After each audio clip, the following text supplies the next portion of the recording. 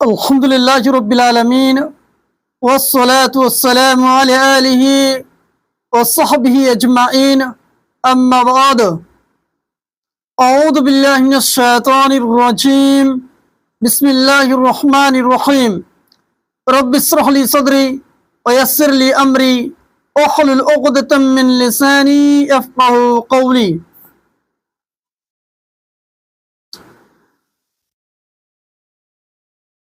وصحبه أجمعين أما بعد أعوذ بالله من الشيطان الرجيم শ্রদ্ধেয় সম্মানিত আমার সুপ্রিয়দিনী ভাই সকল,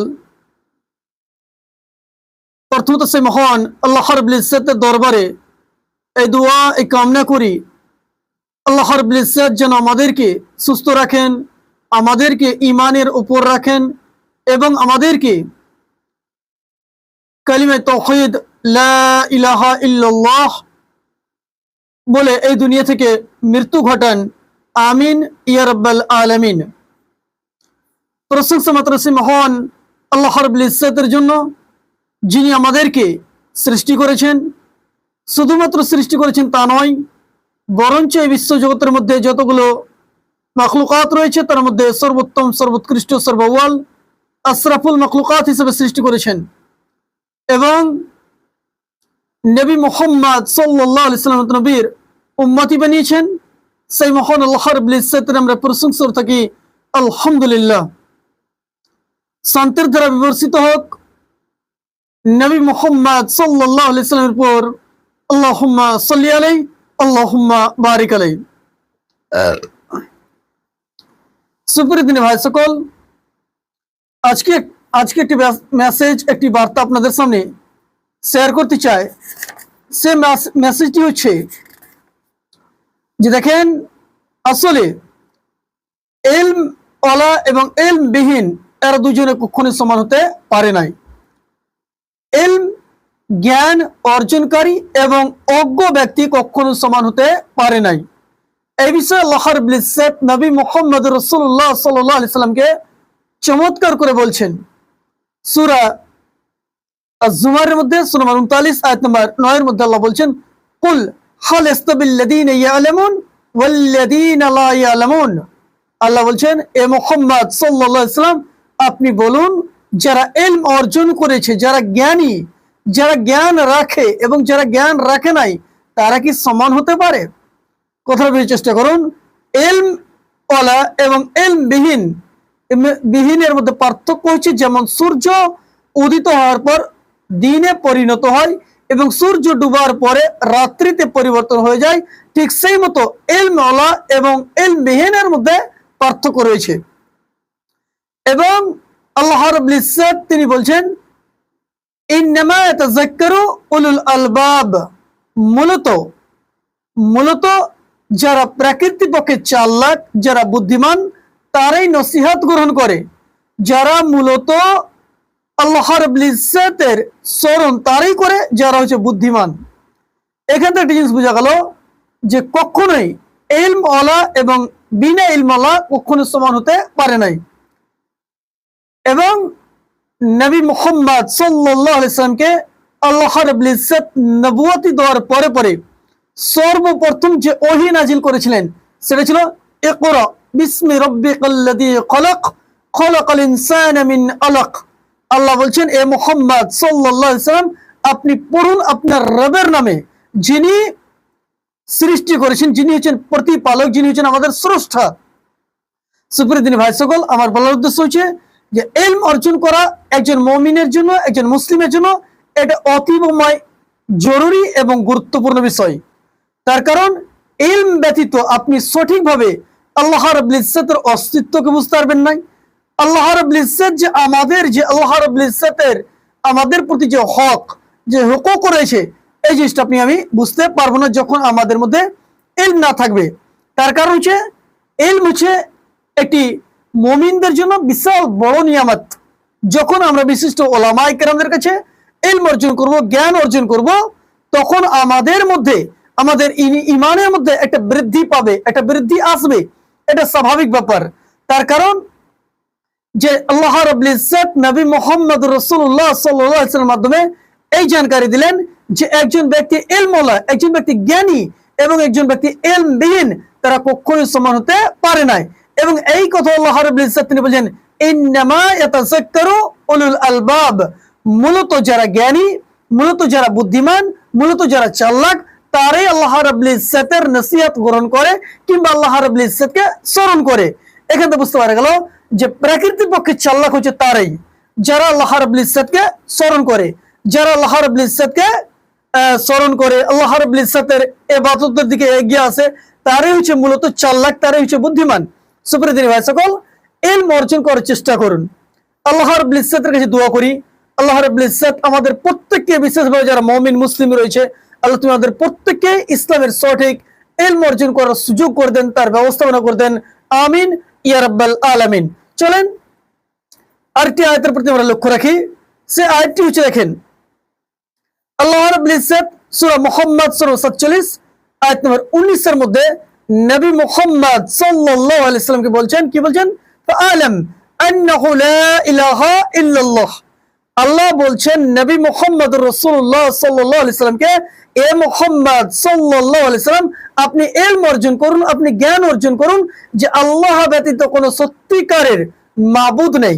এটা বুঝতে পারা গেল যে আমরা যে আমাদের রবকে মানি, আমরা আমাদের রবকে মানি যে আমাদের রব হচ্ছেন আল্লাহ, আমাদেরকে সৃষ্টি করেছেন, আমাদের জন্য রিজকের ব্যবস্থাপনা করেছেন, আমাদের জন্য সময় ক্ষেত্রে পানি দিচ্ছেন। সেই আল্লাহ রাব্বুল ইজ্জতকে জানার জন্য আমাদেরকে ইলম অর্জন করতে হবে। তার কারণ নবী মুহাম্মদ সাল্লাল্লাহু আলাইহি ওয়াসাল্লামকে আল্লাহ রাব্বুল ইজ্জত এই কথা বলেন, ফাআলাম আন্নাহু লা ইলাহা ইল্লাল্লাহ। এ মুহাম্মদ সাল্লাল্লাহু আলাইহি ওয়াসাল্লাম আপনি ইলম অর্জন করুন যে আল্লাহ ব্যতীত কোনো সত্যিকারের মাবুদ নেই। এই আয়াতে বুঝতে পারা গেল যে আমরা আমাদের রবকে জানার জন্য আমাদের যেটা করণীয়, আমাদের যেটা মূল উদ্দেশ্য, আমরা যে আল্লাহকে জানবো এর পিছনে যেটা কারণ সেটা হচ্ছে ইলম অর্জন করা, সেটা হচ্ছে জ্ঞান অর্জন করা। তার কারণ হচ্ছে, দেখেন যে যারা জ্ঞান অর্জন করে তাদের ব্যাপারে আল্লাহ রাব্বুল ইজ্জত চমৎকার করে অনেক কথা বলেছেন। তার মধ্যে একটি হাদিস, সেই হাদিসটি সহিহ বুখারীর মধ্যে রয়েছে, 5027 নম্বর হাদিস। এই হাদিসের বর্ণনাকারী হচ্ছেন উসমান রাদিয়াল্লাহু তাআলা আনহু। তিনি বলেন, আন উসমান রাদিয়াল্লাহু তাআলা আনহু قال قال رسول الله صلى الله عليه وسلم। উসমান রাদিয়াল্লাহু তাআলা আনহু তিনি বলছেন যে নবী মুহাম্মদ সাল্লাল্লাহু আলাইহি ওয়াসাল্লাম তিনি বলেছেন, খায়রুকুম মান তাআল্লামাল কুরআনা ওয়া আল্লামাহু। ওই ব্যক্তির চেয়ে আর উত্তম কে হতে পারে যে কোরআনকে শিখলো, কথা বুঝবেন, কোরআনের ইলম অর্জন করলো এবং সেই ইলম অনুপাতে অপর মানুষকে শিক্ষা দিল। এই হাদিস থেকে বোঝা যাচ্ছে, এই হাদিস থেকে যেটা বুঝতে পারা যাচ্ছে যে ওই ব্যক্তিটা হচ্ছে উত্তম যে কোরআনের জ্ঞান অর্জন করলো, ইসলামের জ্ঞান অর্জন করলো এবং সে জ্ঞানকে অপর মানুষকে শিক্ষা দিল, অপর মানুষকে জানকারি দিল। সে ব্যক্তি হচ্ছে সর্ব উত্তম, সে ব্যক্তি হচ্ছে সর্ব উত্তম মানুষ। নবী মুহাম্মদ সাল্লাল্লাহু আলাইহি ওয়াসাল্লাম তিনি বলছেন যে তোমাদের মধ্যে সেই ব্যক্তি হচ্ছে উত্তম, সেই ব্যক্তি হচ্ছে সবচেয়ে উত্তম যে কোরআনকে শিখলো, ইসলামকে শিখলো এবং সেই শিক্ষা অপর মানুষকে দিল। তার মানে কোরআনের জ্ঞান অর্জন করলো। ওই ব্যক্তিগুলোর ব্যাপারে আল্লাহ রাসূল সাল্লাল্লাহু আলাইহি ওয়াসাল্লাম সহিহ বুখারীর মধ্যে বলছেন, সহিহ বুখারী 5027 নম্বর হাদিস 5027। এবং এই হাদিসের বর্ণনাকারী হচ্ছেন উসমান রাদিয়াল্লাহু তাআলা আনহু। তিনি বলছেন, আন উসমান রাদিয়াল্লাহু তাআলা আনহু قال قال رسول الله صلى الله عليه وسلم خيركم من تعلم القرآن وعلمه। ওই তোমাদের মধ্যে থেকে ওই ব্যক্তি হচ্ছে সবচেয়ে উত্তম, ওই ব্যক্তি হচ্ছে সবচেয়ে উত্তম যে কোরআনের জ্ঞান অর্জন করলো, কোরআনকে বুঝলো, শরীয়তকে বুঝলো এবং সে জ্ঞানকে অপর মানুষের কাছে ছড়িয়ে দিল, অপর মানুষের কাছে প্রচার করলো, তার শিক্ষা অপর মানুষকে দিল। সেই ব্যক্তি হচ্ছে তোমাদের মধ্যে উত্তম, তোমাদের মধ্যে সেই ব্যক্তি উত্তম যে কোরআনের জ্ঞান অর্জন করলো এবং অপর মানুষকে সে জ্ঞান প্রচার করলো এবং প্রসার করলো। সুপ্রিয় দিনী ভাই সকল, আমার বলার উদ্দেশ্য হচ্ছে, দেখেন যে আমাদেরকে ইসলামের জ্ঞান অর্জন করতে হবে। ইসলাম ব্যতীত, ইসলামের জ্ঞান ব্যতীত আমি আপনি ইসলামকে বুঝতে পারবো না। ঠিক সেই মতো আল্লাহ রাব্বুল ইজ্জতের প্রেরিত রাসূল নবী মুহাম্মদ সাল্লাল্লাহু আলাইহি ওয়াসাল্লাম তিনি বলেন সহিহ বুখারীর মধ্যে হাদিস নাম্বার 71। এই হাদিসের শব্দটা বুঝুন। আল্লাহ রাসূল সাল্লাল্লাহু আলাইহি ওয়াসাল্লাম তিনি বলেন, মা ইউরিদুল্লাহু বিহি খায়রান ইফাকিহু ফিদ্দিন। আল্লাহ রাব্বুল ইজ্জত যে ব্যক্তির কল্যাণ চান, কথা বুঝবেন, যে ব্যক্তির খায়ের চান, যে ব্যক্তির উন্নতি চান, যে ব্যক্তির ভালো চান, তাকে কি করেন? দ্বীনের জ্ঞান দান করেন, তাকে দ্বীনের জ্ঞান দান করেন। এক্ষেত্রে বোঝাচ্ছে যে আল্লাহ তাআলা, আল্লাহ রাব্বুল ইজ্জত যাকে পছন্দ করেন, যার খায়েরের ইচ্ছা করেন, যার ভালোর ইচ্ছা করেন, তাকে আল্লাহ রাব্বুল ইজ্জত কি করেন? দ্বীনের জ্ঞান দেন, ইসলামের জ্ঞান দেন, শরীয়তের জ্ঞান দেন। মানে বুঝা গেল যে ইসলামের জ্ঞান তারাই পায় যারা আল্লাহ রাব্বুল ইজ্জত যাদের কল্যাণ চান, যাদের মঙ্গল চান। সুপ্রিয় ভাই সকল, আমার বলার উদ্দেশ্য হচ্ছে যে দ্বীনের জ্ঞান অর্জন করা অত্যন্ত জরুরি বিষয়, অত্যন্ত গুরুত্বপূর্ণ বিষয়। সুপ্রিয় ভাই, আমি যে মেসেজটা আপনাদেরকে দিতে চাচ্ছি, দেখেন বিশিষ্ট ওলামায়ে কেরামদের কাছে বসুন, তিনাদের কাছে ইলম অর্জন করার চেষ্টা করুন, তিনাদের কাছে শিখার চেষ্টা করুন। তার কারণ ইলম ব্যতীত আপনি সত্যিকারে আল্লাহ রাব্বুল ইজ্জতকে জানতে পারবেন নাই। তার কারণ যে নবী মুহাম্মদ সাল্লাল্লাহু আলাইহি ওয়াসাল্লাম তিনি বললেন, সহিহ বুখারীর মধ্যে হাদিসটি 71 নম্বর হাদিস, এই হাদিসে নবী মুহাম্মদ সাল্লাল্লাহু আলাইহি ওয়াসাল্লাম তিনি বললেন, মা ইউরিদুল্লাহু বিহি খায়রান ইফাকিহু ফিদ্দিন। যে ব্যক্তির আল্লাহ রাব্বুল ইজ্জত কল্যাণ চান, তাকে দ্বীনের জ্ঞান দেন, তাকে দ্বীনের বুঝ দেন, তাকে শরীয়তের ইলম দেন। তার মানে বুঝা গেল যে ইলম অর্জন যারা করেছে, কিংবা তাদেরকে আল্লাহ রাব্বুল ইজ্জত সেই সুযোগ করে দিয়েছেন, তার মানে আল্লাহ রাব্বুল ইজ্জত তাদের কল্যাণ চান, তাদের খায়ের চান। সুপ্রিয় ভাই সকল, ইসলামের জ্ঞান অর্জন করার যেটা জরুরি, সেই হিসেবে আমাকে আপনাকে সেদিকে ছুটে আসতে হবে। তার কারণ আরেকটি আমরা কোরআনের একটা আয়াতের প্রতি লক্ষ্য রাখি। সূরা আল ইমরান সূরা 3 আয়াত নম্বর 18 এর মধ্যে আল্লাহ রাব্বুল ইজ্জত তিনি বলেন যে শাহিদাল্লাহু আন্নাহু লা ইলাহা ইল্লা হু। আল্লাহ বলছেন, নিজেই স্বয়ং বলছেন যে আল্লাহ রাব্বুল ইজ্জত নিজেই সাক্ষী দেন, নিজেই গবাহি দেন যে আল্লাহ ব্যতীত কোনো সত্য মাবুদ নেই। তারপর আল্লাহ কি বলছেন? ওয়াল মালাইকা, এবং মালাইকা ফেরেশতা মণ্ডলী এই গবাহি দেন যে আল্লাহ রাব্বুল ইজ্জত ব্যতীত সত্য কোনো মাবুদ নেই। তারপরে আল্লাহ রাব্বুল ইজ্জত তিনি একটি চমৎকার কথা বলেন, ওয়া উলুল ইলম, এবং যারা জ্ঞানী, যারা জ্ঞান সঞ্চয় করেছে, যারা ইলম অর্জন করেছে, তারা সাক্ষী দেয় যে আল্লাহ ব্যতীত কোনো সত্য মাবুদ নেই। এর বোঝার চেষ্টা করুন। তারপরে আল্লাহ রাব্বুল ইজ্জত তিনি বলছেন যে এই আয়াত থেকে বুঝতে পারা হলো যে ওই আল্লাহ যে সত্য মাবুদ, আল্লাহ যে বরহাকে মাবুদ, আল্লাহ যে আমাদের প্রতিপালক, আল্লাহ যে আমাদের মালিক, এই বিষয়ে কে সাক্ষী দিচ্ছেন? স্বয়ং আল্লাহ নিজে সাক্ষী দেন। শাহিদাল্লাহু আন্নাহু লা ইলাহা ইল্লা হু। আল্লাহ বলছেন যে আল্লাহ রাব্বুল ইজ্জত স্বয়ং সাক্ষী দিচ্ছেন যে আল্লাহ ব্যতীত কোনো সত্য মাবুদ নেই। ওয়া মালাইকা, এবং ফেরেশতা মণ্ডলী সাক্ষী দিচ্ছে যে আল্লাহ ব্যতীত কোনো সত্য মাবুদ নেই। এখানে কয়জন সাক্ষী দিল? তার মানে দুইজন সাক্ষী। প্রথমত দুই মানে আপনার আল্লাহ রাব্বুল ইজ্জত স্বয়ং সাক্ষী দিচ্ছেন এবং ফেরেশতা মণ্ডলী স্বয়ং সাক্ষী দিচ্ছেন। তারপর আল্লাহ বলছেন ওয়া উলুল ইলম, এবং যারা জ্ঞান রাখে, যারা শরীয়তকে বুঝে, যারা ইসলামকে বুঝে, তারাই আল্লাহ রাব্বুল ইজ্জতের ব্যাপারে এই গবাহি দেয়, সাক্ষী দেয় যে আল্লাহ ব্যতীত কোনো সত্য মাবুদ নেই। তার মানে বুঝা গেল যে আল্লাহ রাব্বুল ইজ্জত স্বয়ং যে তিনের একটা গুণাবলী, যে আল্লাহ নিজেই সাক্ষী দিচ্ছেন যে আল্লাহ ব্যতীত কোনো সত্য মাবুদ নাই, ফেরেশতা মণ্ডলী সাক্ষী দিচ্ছেন যে আল্লাহ ব্যতীত কোনো সত্য মাবুদ নাই, এবং যারা জ্ঞানী, যারা বুদ্ধিমান, যারা ইলম ওয়ালা, যারা শরীয়তের ইলম রাখে, তারা সাক্ষী দিচ্ছে যে আল্লাহ ব্যতীত কোনো সত্য মাবুদ নেই। তারপরে আল্লাহ রাব্বুল ইজ্জত তিনি বলছেন, কি বলছেন? কায়মাতিন বিল কিসত, এবং তিনি হচ্ছেন ন্যায় পরায়ণ অবস্থায় সবকিছু পরিচালনা করেন। আল্লাহ রাব্বুল ইজ্জত পরিচালনা করেন ন্যায় রূপের, আপনার সত্যর উপর, এবং এতে কোনো সন্দেহ নেই, এতে কোনো, আল্লাহ রাব্বুল ইজ্জত তিনি ন্যায় পরায়ণ অবস্থায় সব কিছু পরিচালনা করেন, তিনি হচ্ছেন আল্লাহ। তারপরে আল্লাহ বলছেন লা ইলাহা ইল্লা হুয়াল আসিসুল হাকিম। আল্লাহ রাব্বুল ইজ্জত তিনি ব্যতীত কোনো সত্য ইলাহা নেই, সত্য মাবুদ নেই, তিনি হচ্ছেন শক্তিশালী এবং প্রজ্ঞাবান।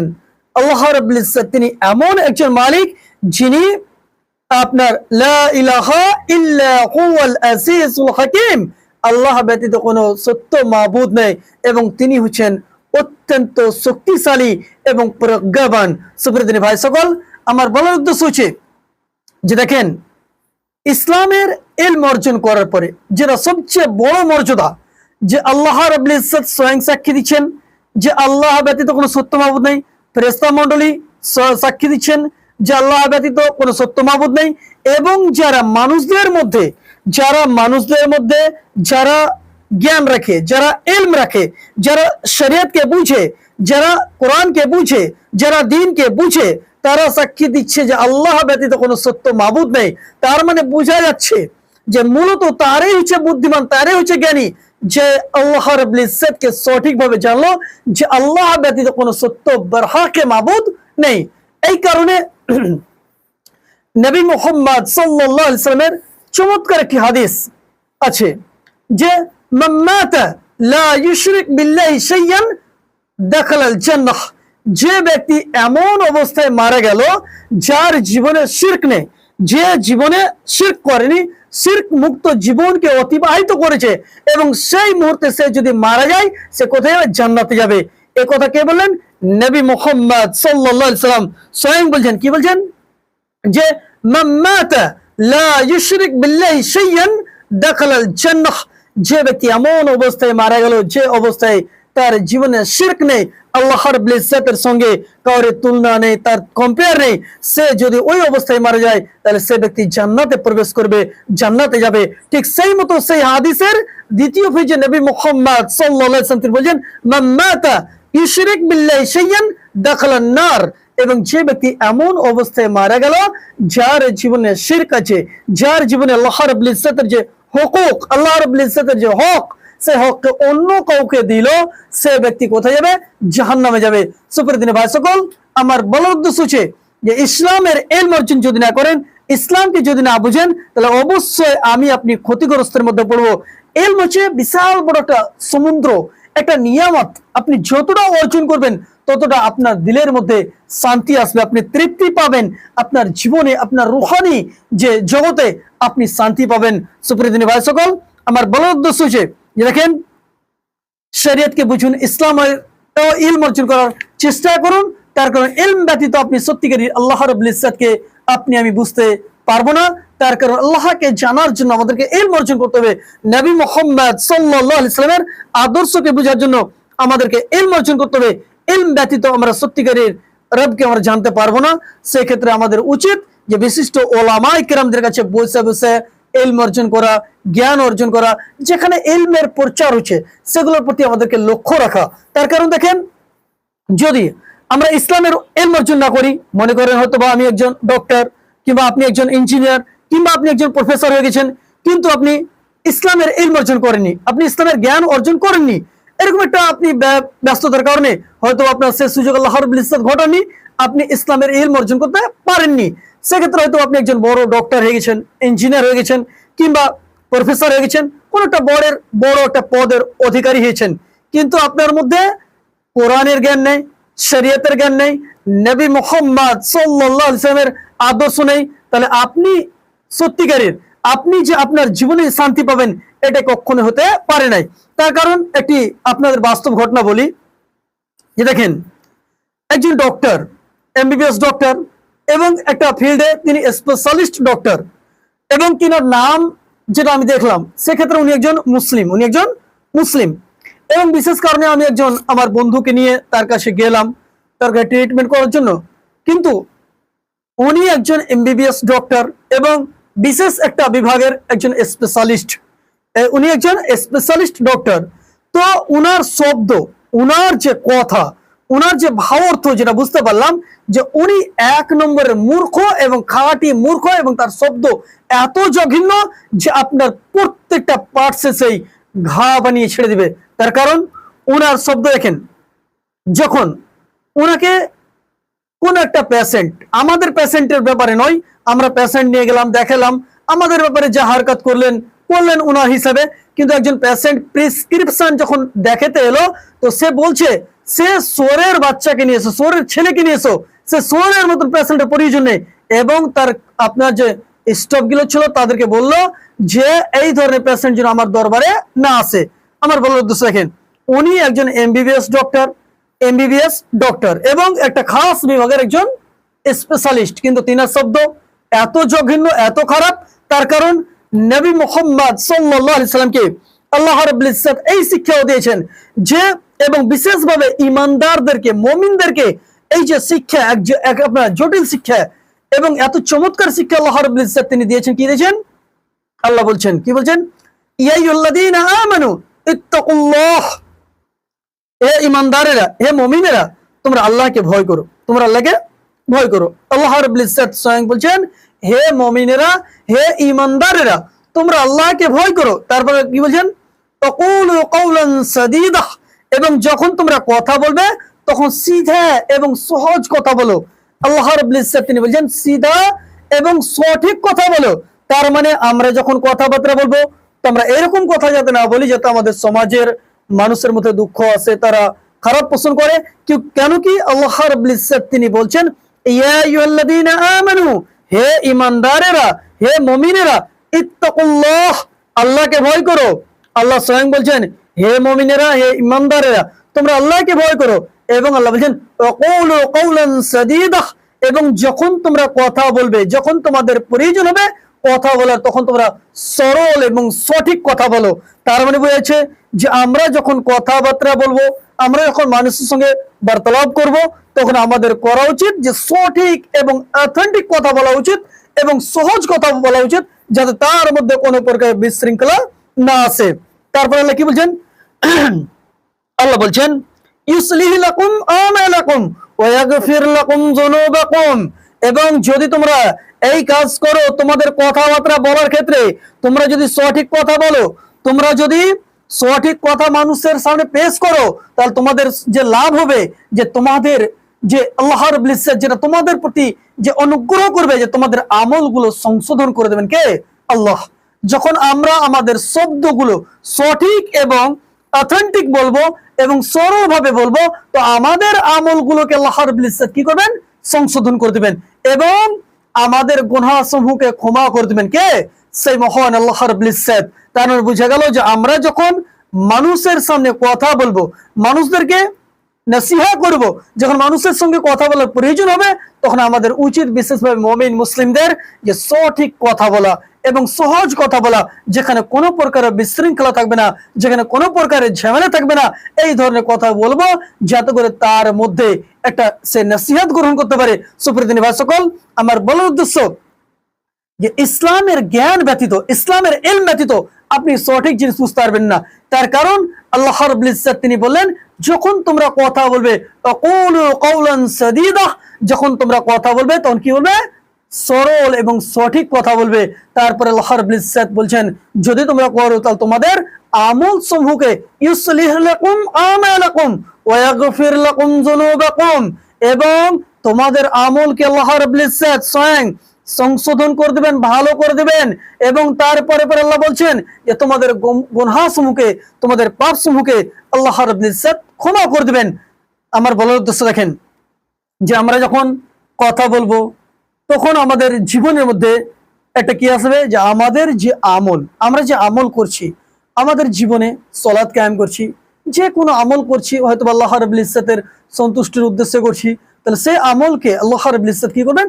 সংশোধন করে দিবেন। যদি সেখানে কোনো প্রকারের দুর্বলতা থাকে, ত্রুটি থাকে, সেই মুহূর্তে আল্লাহ রাব্বুল ইজ্জত আমাদের আমলগুলোকে সংশোধন করে দিবেন সে আল্লাহ। এবং তারপরে আল্লাহ রাব্বুল ইজ্জত তিনি বলছেন যে ওমাইয়ুতিল্লাহ ওয়া রাসূলুহু ফাকাদ ফাযা ফাওজান আযীমা। তারপরে আল্লাহ রাব্বুল ইজ্জত তিনি বলছেন যে আর যে কেউ আল্লাহ এবং তার রাসূল সাল্লাল্লাহু আলাইহি সাল্লামের অনুগত্য করে, যে আল্লাহ এবং তার রাসূল সাল্লাল্লাহু আলাইহি সাল্লামের পদ্ধতিকে মেনে নেয়, যে আল্লাহ এবং তার রাসূল সাল্লাল্লাহু আলাইহি সাল্লামের অনুসরণ করে, সে অবশ্যই মহা সাফল্য অর্জন করেছে। এর কি বুঝতে পারা গেল? শুধুমাত্র সফল নয়, বরঞ্চ আল্লাহ বলছেন সে মহা সাফল্য অর্জন করেছে। তার মানে সে নিশ্চিত সে সফল। যে ব্যক্তি নিজের কথাগুলো বলবে সেগুলো কেমন কথা হবে? সঠিক এবং সহজ। যখন আমরা কথা বলবো তখন আমাদের জীবনে কি হবে? যে আমাদের আমল সমূহকে, আমাদের কর্মসমূহকে আল্লাহ রাব্বুল ইজ্জত সংশোধন করে দেবেন এবং আমাদের জীবনে যেগুলো গুনাহ খাতা রয়েছে, যেগুলো আমরা ভুল করেছি, ভুল হয়েছে, সেগুলো আল্লাহ রাব্বুল ইজ্জত ক্ষমা করে দেবেন। এটা বিশাল বড় আল্লাহ রাব্বুল ইজ্জতের দয়া এবং অনুগ্রহ। যখন আমরা বান্দাদের সামনে ভালো কথা বলবো, ভালো কথা বলার চেষ্টা করব, তখন আল্লাহ রাব্বুল ইজ্জত আমাদের আমল সমূহকে সংশোধন করে দেবেন এবং তার সাথে সাথে আমাদের পাপ সমূহকে ক্ষমা করে দেবেন সেই মহান আল্লাহ রাব্বুল ইজ্জত। সুপ্রিয় ভাই সকল, আমার বলার উদ্দেশ্য যে দেখেন, ইসলামের ইলম অর্জন করুন, বিশিষ্ট ওলামায়ে কেরামদের সম্মান করুন। তার কারণ ওলামা আছে, তার মানে ইসলামের ছায়া আপনার প্রকাশিত আছে। ইসলামের প্রচার এবং প্রসারে যেটা বিশাল বড় মাধ্যম, সেটা হচ্ছে বিশিষ্ট ওলামা, বিশিষ্ট ওলামায়ে কেরাম, বিশিষ্ট আলেমে দিন। সেক্ষেত্রে আমাদের করা উচিত যে ওলামাদের সাথে সম্পর্কিত থাকা। ওলামাদের সাথে যতক্ষণ পর্যন্ত আমি আপনি মিশবো না, ততক্ষণ পর্যন্ত আমরা সঠিকভাবে ইসলামের জ্ঞান অর্জন করতে পারবো না। সুপ্রিয় ভাই সকল, তার কারণ হচ্ছে যে আমাদেরকে সর্বক্ষেত্রে সর্বসময় চেষ্টা করতে হবে বিশিষ্ট ওলামায়ে কেরামদের সাথে সম্পর্কিত থাকা এবং আলেমদের সাথে বসে ইলম অর্জন করা।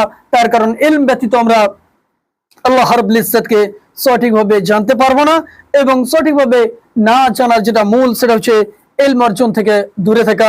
সুপ্রিয় ভাই, ইসলামের ইলম অর্জন করুন, ইসলামের জ্ঞান অর্জন করুন।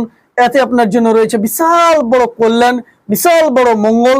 তার কারণ আপনি যখনই ইলম অর্জন করবেন, যখন আপনি শরিয়তকে বুঝবেন, তখন হয়তোবা অনেক ক্ষেত্রে আমাদের সমাজে আমরা ভাবি যে আমি তো ইবাদত করছি, বান্দেগি করছি, আল্লাহর দাসত্ব করছি। অনেক ক্ষেত্রে আমরা ছুটাছুটি করি, ইবাদত করি, কষ্ট করি, মেহনত করি, কিন্তু আপনি এটা জেনে রাখুন, যদি আমাদের মেহনত, আমাদের প্রচেষ্টা, আমাদের কর্মের মধ্যে নবী মুহাম্মদ সাল্লাল্লাহু আলাইহি সাল্লামের ইসলাম না পড়ে, যদিও আমি আপনি কষ্ট করে করেছি, যদিও আমি আপনি মেহনত করে করেছি, কিন্তু সে কর্মর তরিকা এবং পদ্ধতি যদি নবী মুহাম্মদ সাল্লাল্লাহু আলাইহি সাল্লামের আদর্শ অনুযায়ী না হয়ে থাকে, তাহলে অবশ্যই সেটা গ্রহণযোগ্য হবে নাই। সুপ্রিয় ভাই সকল, সম্ভব হলে এই লাইভটি শেয়ার করবেন এবং বেশি বেশি করে কমেন্ট করার চেষ্টা করবেন, যাতে করে আমি এবং আমার জন্য বিশেষভাবে দোয়া করবেন আল্লাহর কাছে, আল্লাহ যেন আমাকে ইসলামের ইলম অর্জন করার জন্য বিভিন্ন প্রকারের মাধ্যম, যেগুলো বিশিষ্ট ওলামায়ে কেরামদের সাথে আমি সম্পর্কিত হতে পারি, বিশিষ্ট ওলামায়ে কেরামদের কাছে ইলম অর্জন করতে পারি।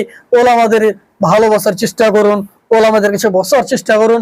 ওলামা হচ্ছে আমাদের সমাজের মেন, যেমন শরীরে রিডের হাড্ডি ব্যতীত যেমন একজন মানুষ সঠিকভাবে দাঁড়াতে পারবে নাই, ঠিক সেই মতো ওলামা ব্যতীত আপনি আমি ইসলামকে বুঝতে পারি নাই। ওলামা হচ্ছে আমাদের সমাজের স্বর্ণ, ওলামা হচ্ছে আমাদের সমাজের মেন, ওলামা হচ্ছে ইসলামের মেন হিতাকাঙ্ক্ষী এবং দরদি, এবং আল্লাহ রাব্বুল ইজ্জত যিনাদেরকে দ্বীনের জ্ঞান দিয়েছেন, তার মানে তাদের খেরের আল্লাহ রাব্বুল ইজ্জত ইচ্ছা পোষণ করেছেন। সুপ্রিয় ভাই সকল, বেশি বেশি করে দোয়া করুন। এবং আমি দোয়াটা বলেছিলাম যে আল্লাহ রাব্বুল ইজ্জত নবী মুহাম্মদ সাল্লাল্লাহু আলাইহি সাল্লামকে এই কথা অবশ্যই বলেছেন, রব্বি সিদনি ইলমা, এ মুহাম্মদ সাল্লাল্লাহু আলাইহি সাল্লাম, আপনি আপনার রবের কাছে ইলমের জন্য দোয়া করুন। আল্লাহর কাছে বলুন যে এ আমার রব, এ আমার প্রতিপালক, আপনি আমাকে ইলম দেন, আমার ইলমে ইজাফা করে দেন। সুপ্রিয় ভাই সকল, ইলম অর্জন করুন, জ্ঞান অর্জন করুন। ইলম ব্যতীত আপনি সত্যিকারের আপনি আপনার রবকে চিনতে পারবেন না, জানতে পারবেন না। সেক্ষেত্রে আমাদের প্রত্যেকেরই উচিত যে বিশিষ্ট ওলামায়ে কেরামদের কাছে ইলম অর্জন করা, জ্ঞান অর্জন করা। এবং ইলম যদি আপনি অর্জন করেন, তাহলে আপনি অনেক কিছু জিনিস বুঝতে পারবেন। অনেক কিছু মানুষের মধ্যে দেখি যে হয়তোবা অসুস্থ হয়েছে, রোগে পড়েছে, সে সময় দেখি যে আমাদের সমাজের মধ্যে সে তখন ভেঙে পড়ে যে আল্লাহ রাব্বুল ইজ্জত শুধুমাত্র আমাকে রোগ দিতে পেরেছেন, আর কি বিশ্বজগতের মধ্যে মানুষ নেই? জি না ভাইজান, আল্লাহ রাব্বুল ইজ্জত হয়তোবা তার মাধ্যমে আপনার পরীক্ষা নিচ্ছেন, তার কারণ নবী এবং রসুলদের অনেক পরীক্ষা হয়েছে, নবী এবং রসুলদের অনেক রকম ভাবে পরীক্ষা হয়েছে। ইব্রাহিম আলাইহিস সালামের ইতিহাস আপনি জানেন, মূসা আলাইহিস সালামকে ফিরাউনের সেই যুগে মূসা আলাইহিস সালামকে কত রকম কষ্ট করতে হয়েছে, কত রকম আপনার প্রতারিত হতে হয়েছে। নবী মুহাম্মদ সাল্লাল্লাহু আলাইহি ওয়াসাল্লামের জীবনী আমি আপনি জানি যে নবী মুহাম্মদ সাল্লাল্লাহু আলাইহি সাল্লামের জীবনে অনেক রকম কষ্ট, অনেক রকম সমস্যা হয়েছে। যেহেতু আমার বলতে দেখেন যে আল্লাহ রাব্বুল ইজ্জত যদি ক্ষণস্থায়ীভাবে আমাকে আপনাকে পরীক্ষা করে, তাহলে সেই ক্ষেত্রে আমাদেরকে ভেঙে পড়তে হবে নাই, বরঞ্চ আমাদেরকে আল্লাহ রাব্বুল ইজ্জাতের দরবারে আল্লাহ রাব্বুল ইজ্জাতের প্রতি আমাদের এটা বিশ্বাস রাখতে হবে যে আল্লাহ রাব্বুল ইজ্জাত হয়তোবা এর মাধ্যমে আমার খেরের ইচ্ছা করেছেন। সে সময় আমাদেরকে ধৈর্য ধারণ করতে হবে। আল্লাহ রাব্বুল ইজ্জাতের প্রতি আমাদের ধৈর্য ধরা হতে হবে না। তার কারণ হচ্ছে, দেখেন, ইলম ব্যতীত আপনি তখনই ভেঙে পড়বেন যখন আপনি ইসলামের জ্ঞান আপনার মধ্যে থাকবে নাই। তার কারণ মানুষের জীবনে কষ্ট আসবে না, এটা হতে পারে না। মানুষ কষ্ট পাবে না, এটা হতে পারে না। মানুষের জীবনে কষ্ট আসবে, দুঃখ আসবে, ব্যথা আসবে। সে আপনার পরিবার নিয়ে, ছেলে মেয়ে নিয়ে, বাড়িঘর নিয়ে, আর কিছু নিয়ে, জব নিয়ে, আপনার কোনো চাকরি নিয়ে, ব্যবসা বাণিজ্য নিয়ে হয়তো অনেক বড় লস হয়ে গেছে, অনেক বড় আপনি নুকসান করে গেছেন। সে মুহূর্তে হয়তো আপনি অনেক বড় চিন্তায় পড়ে গেছেন যে আমার এতগুলো পুঁজি, এতগুলো টাকা আমার শেষ হয়ে গেল, আমার সে ছেলে এই ধরনের সমস্যায় পড়ে গেছে, কিংবা সে কোনো বিজনেসে ফেলে গেছে, সেসব আপনি ভেঙে পড়েন। কিন্তু জি না, বরঞ্চ আপনাকে আমাকে আল্লাহ রাব্বুল ইজ্জাতের প্রতি বিশ্বাস রেখে সে কাজের প্রতি আমাদেরকে কাজকে, যে আমি কাজ করছি সে কাজে যদিও চলে এসে গেছে, সে সময় আমরা ধৈর্য ধারণ করব, আল্লাহর কাছে আশা রাখবো, হয়তো আল্লাহ রাব্বুল ইজ্জাত সেই কাজ থেকে উত্তম কাজের আমার ব্যবস্থাপনা করবেন, উত্তম কাজ আমাকে দিবেন। সেক্ষেত্রে হয়তো সেই কাজে আমার লস হতে পারে। এটা অনেক ঘটনা ঘটে গেছে। সুপ্রিয় ভাই সকল, আমার বলার উদ্দেশ্য হচ্ছে, দেখেন, যখন আপনি কোনো বিপদে পড়বেন, সে মুহূর্তে আপনার যেটা করা উচিত সেটা হচ্ছে যে আপনি কি করবেন, আপনি উজু করার পরে 2 রাকাত সালাত কায়েম করবেন, 2 রাকাত আপনি নামাজ পড়বেন। তার কারণ হচ্ছে যে আল্লাহ রাব্বুল ইজ্জাত তিনি চমৎকার করে শিক্ষা দিচ্ছেন। সূরা বাকারার মধ্যে আল্লাহ বলছেন, কি বলছেন, এই আয়াতটি আমরা অনেক ক্ষেত্রে বিশিষ্ট উলামায়ে কিরামদের কাছে জেনেছি যে আল্লাহ রাব্বুল ইজ্জাত তিনি বলছেন, ইয়া আইয়ুহাল্লাযীনা আমানু, হে ঈমানদারেরা, হে মুমিনেরা, যারা বিশেষভাবে ঈমান এনেছো, যারা এক আল্লাহকে মেনে নিছো, যারা শরীয়তকে মেনে নিছো, যারা ফেরেশতা মণ্ডলীর উপরে ঈমান এনেছো, যারা আসমানি কিতাব এবং কোরআনের উপরে ঈমান এনেছো, ভাগ্যর ভালো মন্দের উপরে ঈমান এনেছো, আখিরাতের উপরে ঈমান এনেছো, তাদেরকে আল্লাহ রাব্বুল ইজ্জাত শিক্ষা দিচ্ছেন, ইস্তাঈনু বিস-সাবরি ওয়াস-সালাহ, তোমরা নামাজ কায়েম করো, তোমরা নামাজের মাধ্যমে ধৈর্য ধারণ করো, ইন্নাল্লাহা মাআস সাবিরিন। এবং সেই ব্যক্তি যখন আল্লাহ রাব্বুল ইজ্জাতের দরবারে কোনো বিপদের ক্ষেত্রে, কোনো আপদের ক্ষেত্রে, কোনো কষ্টের ক্ষেত্রে 2 রাকাত সালাত কায়েম করে এবং শেষ সময় আল্লাহ রাব্বুল ইজ্জাতের প্রতি আশা রাখে, শেষ সময় আল্লাহ রাব্বুল ইজ্জাত তিনি বলছেন, আমি আল্লাহ তার সাথে রয়েছি। সুপ্রিয় ভাই সকল, ভেঙে পড়া কিছু নয়, বরঞ্চ আমাকে আপনাকে সর্বক্ষেত্রে সর্বসময় আল্লাহ রাব্বুল ইজ্জাতের প্রতি বিশ্বাস রাখতে হবে, আল্লাহ রাব্বুল ইজ্জাতের প্রতি বিশ্বাস রাখতে হবে। এবং সেই বিপদের জন্য, সেই যে সমস্যার জন্য আমাদেরকে আল্লাহ রাব্বুল ইজ্জাতের দরবারে বেশি বেশি করে দোয়া করতে হবে। তার কারণ হচ্ছে যে দোয়া হচ্ছে বিশাল বড় হাতিয়ার, মুমিনদের জন্য দোয়া হচ্ছে বিশাল বড় হাতিয়ার। সুপ্রিয় ভাই সকল, শেষ মুহূর্তে আমি এই আহ্বান করি আপনাদের কাছে যে ইসলামের ইলম অর্জন করুন। ইসলামের ইলম ব্যতীত আমরা সত্যিকারী সেই আল্লাহকে চিনতে পারবো না। সেক্ষেত্রে আমাদেরকে করা উচিত যে ইসলামের ইলমের ছায়াতলে আসা উচিত। এবং যেগুলো বিশেষভাবে আমাদের সমাজে যে মাদ্রাসা রয়েছে, বিশেষভাবে আমাদের ইলাহি মাদ্রাসা, সংগ্রামপুর মাদ্রাসা, রহাসপুর মাদ্রাসা, আপনার তারপরে দেওতালাতে মাদ্রাসা রয়েছে, আমতলাতে রয়েছে, যে মাদ্রাসাগুলো রয়েছে যেখানে বিশেষভাবে কোরআন এবং সেই সুন্নাহর আলোচনা হচ্ছে, সেই সুন্নাহর শিক্ষা দেওয়া হচ্ছে, বাচ্চাদেরকে ইলম দেওয়া হচ্ছে, সেই মাদ্রাসার প্রতি আমাদের করা উচিত সেটা হচ্ছে লক্ষ্য করা উচিত, তাদেরকে সহযোগিতা করা উচিত এবং তাদের সাথে সাথ দেওয়া উচিত, যাতে করে আমাদের মাদ্রাসার ছেলেরা সঠিক দিন বুঝতে পারে, সঠিক ইসলামকে বুঝতে পারে। সেক্ষেত্রে আমাদের করা উচিত যে বিশেষভাবে মাদ্রাসাগুলোর লক্ষ্য রাখা উচিত। সুপ্রিয় ভাই সকল, এখান থেকে আমি আমার কথা ইতি করছি। শেষ মুহূর্তে আল্লাহর কাছে দোয়া করি, আল্লাহ গো, প্রথমত আমাকে ইসলামের সঠিক ইলম অর্জন করার সাথে সাথে তার প্রতি আমল করার তৌফিক দান করেন। আমিন ইয়া রাব্বাল আলামিন। আল্লাহ আমাদের মধ্যে যারা এখন হয়তোবা অসুস্থ হয়েছে, আল্লাহ যারা এখনো অসুস্থ হয়ে পড়ে আছে, আল্লাহ আপনি শিফাকারী, আপনি তাদেরকে আরোগ্য দান করেন, তাদেরকে সুস্থ করেন। বিশেষভাবে আমার কিছু খাস মানুষ যারা অসুস্থ হয়ে পড়ে আছে, আমার কয়েকজন সাথী অসুস্থ হয়ে আছে, বিভিন্ন প্রকার রোগে গ্রস্ত রয়েছে, আল্লাহর কাছে দোয়া করি, আল্লাহ গো, আমার সাথী বন্ধুদেরকে যারা বিশেষভাবে অসুস্থ হয়ে আছে, যারা মুমিন মুসলিম অসুস্থ হয়ে আছে, আল্লাহ তুমি তাদেরকে সুস্থতা দান করেন। আমিন ইয়া রাব্বাল আলামিন। আল্লাহ গো, যারা আমাদের মধ্যে হয়তোবা এখন আমরা ইসলামের ছায়াতলে আসতে পারিনি, ইসলামকে বুঝতে পারিনি, ইসলামকে জানতে পারিনি, আল্লাহ তোমাদের প্রত্যেককেই বিশিষ্ট ওলামায়ে কেরামদের সাথে সম্পর্কিত হওয়া এবং দ্বীনের জ্ঞান অর্জন করার সুযোগ করে দেন। আমিন ইয়া রাব্বাল আলামিন। আল্লাহ ছাড়া হয়তোবা অনেক রকম কষ্টতে সে পীড়িত হয়েছে, কষ্ট পাচ্ছে, দুঃখ পাচ্ছে। আল্লাহ তুমি তাদেরকে তাদের দুঃখ, কষ্ট, ব্যথা, তাদের দুর্বলতাকে আল্লাহ আপনি দূর করে দেন। আমিন ইয়া রাব্বাল আলামিন।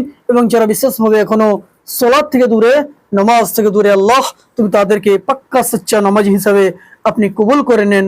আমিন ইয়া রাব্বাল আলামিন। রব্বানা তাকাব্বাল মিন্না ইন্নাকা আনতাস সামিউল আলিম।